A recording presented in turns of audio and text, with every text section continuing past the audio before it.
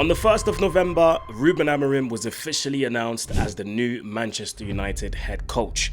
10 days later, he turns up at Carrington and officially started his tenure. After finishing his commitments with his former club, Sporting Clube de Portugal, he signed a 2.5-year contract until June 2027. The compensation paid to the former club of Ruben Amorim to secure his services was 11 million euros, which is around about 9.3 million pounds. And there was reportedly also an additional payment of round about 1.7 million euros relating to early termination of notice. And with that, Ruben Amorim's tenure at Manchester United began. A year and a day later, we are here to talk about how his tenure has gone so far. 1 year of Ruben Amorim at Man United. We are here to talk about this. Before we carry on, make sure you hit the like button, subscribe to the channel. Make sure you do all of these good things to interact with the channel. You're helping the channel and this video massively if you do these things for me. So go ahead and feel free to do these things because they are for free. Now, Ruben Amorim, his first game in charge was against Ipswich.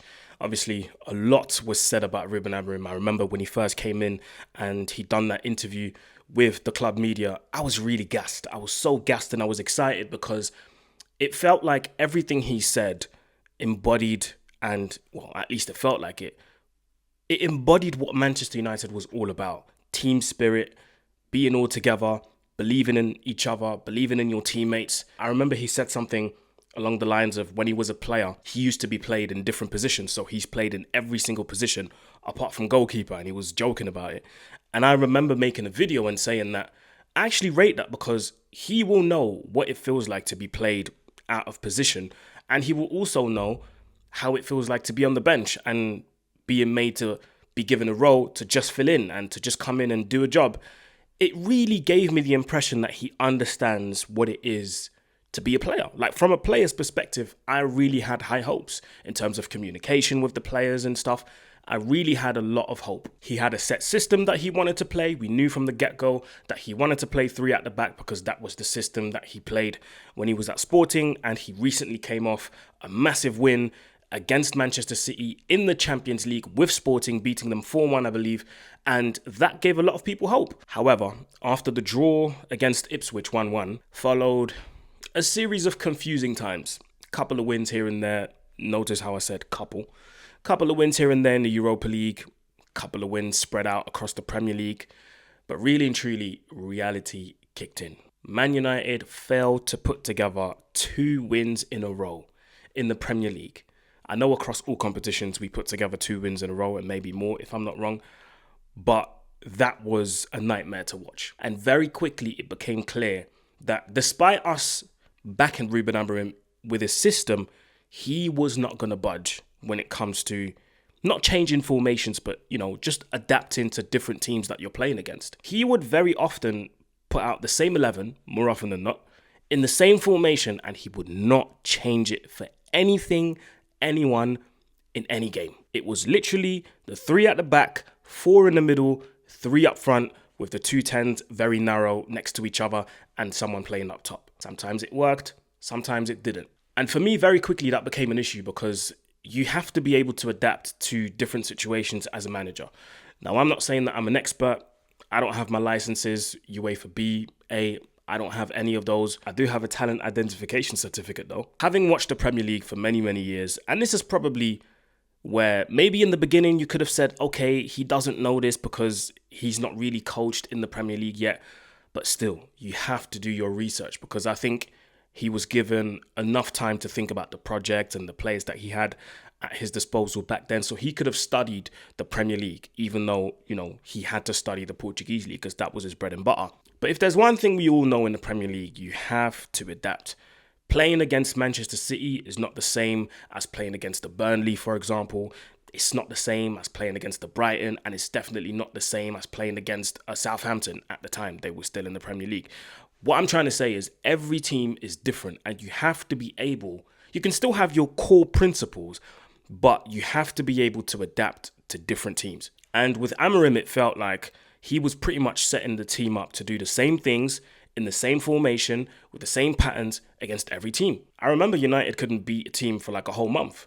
I remember, I think United beat City in December 2024 and they failed to win until like January 2025. So very quickly, it became clear that there's problems with this system, which brings me to my next point, and that is the in-game management. Ruben Amorim's in-game management has been decent at times, but overall really, really, really poor. I think he's a very reactive manager, doesn't really make changes when necessary unless there's an injury. And when he makes changes, it's pretty much, it feels like preloaded substitutions. No disrespect to Amorim, but you know on FIFA when you play, right? And I don't know if FIFA still do it because I haven't played FIFA in a long time, but you used to have that feature where you could preload some of the substitutions where it will just happen when you've preloaded it and then you just have to press a button and then it happens. And it felt like that was the case with Amorim. He would always take some of our best players off first, more often than not, and the ones that weren't playing well, they were getting minutes after minutes after minutes. Someone could have an extremely bad game and there would be no consequences. They would just start again the next game. And there's that one thing that he still does till this day, actually, and that's that like-for-like change at centre-back. And what's funny with the changes is he makes changes and those changes do everything to keep that formation intact. So that 3-4-3 doesn't move. For example, against Grimsby, when Man United lost there in the Carabao Cup, I remember he made a change towards the end of the game and he brought on Mason Mount. And I was like, yes, Mason Mount. That's how many attacking players on the pitch now? Because we had Mbeumo, we had Sesko, we had Mount, we had Xerxes, we had Ahmad. I think, if I'm not wrong, we had so many attacking players. And I was like, yes, he's going to go for it. It's going to be like a 4-2-4 type thing. Mason Mount played as a wing-back. And that's when I was like, he's literally trying to die by this. He's literally, you know how they say you live by the sword, you die by the sword? That's Amorim with his system. He lives by the 3-4-3 and he dies by the 3-4-3. And this is where, unfortunately, Mourinho's quotes have to come in. Remember when Mourinho gave an interview during the summer with Portuguese television? I'm just paraphrasing here. I'm not trying to, I can't remember the exact quote. But he said something along the lines of, a lot of managers say, I have an idea, and then they fail, but they failed with that idea. No, you didn't fail with your idea, or you didn't fail because you had an idea. You failed because you're stupid. Those were Mourinho's words. I'm not trying to say that Amorim is, you get my point. But I have to agree. I can't disagree with that statement because if you're not doing everything you can to win a game of football, and I know you're going to start being in the comments and saying, but Aaron, if he just wins games, you're going to say he doesn't have a system, he doesn't have a plan, he doesn't have a style of play. Again, you can adapt and you can tweak certain things. But with Amorim, those changes do everything to keep that system intact, and that's what annoys me. Something else about his in-game management, which I saw this season a lot actually, was his inability to take risks. I remember in the Europa League final, perfect example.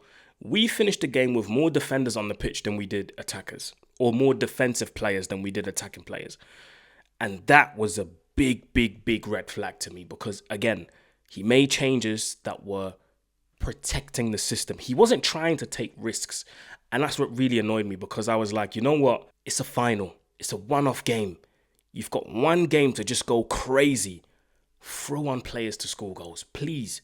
No, instead he brings on a defender to try and preserve the system because he wants someone to play out from the back and fizz it through the lines as a defender. My friend, it's a final. We need to win. Same thing against Nottingham Forest this season. Brought on a defender for a defender. Why? We need to score a goal. We need to score. The most recent draw against Tottenham Hotspur, same thing.